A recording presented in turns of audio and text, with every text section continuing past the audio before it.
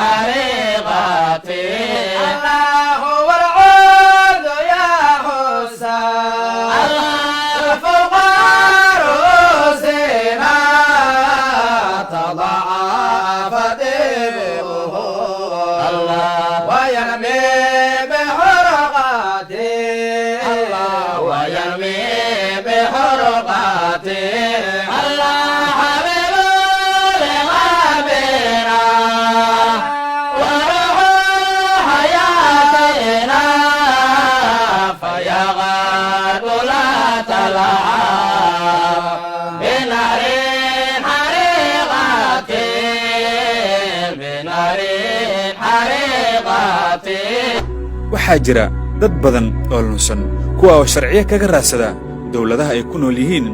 sidaa darteed inay caayaan oo ay ku xadgudbaan kitaabkeebe iyagoo u arkaa wadda ay ugu dhowaanayaan in loo meel mariyo waxa ay doonayaan balse waxa ay moog yihiin in la ilaaliyo kitaabka Alle. Cali Maxamed Jaalle, Astaan Hidaaya.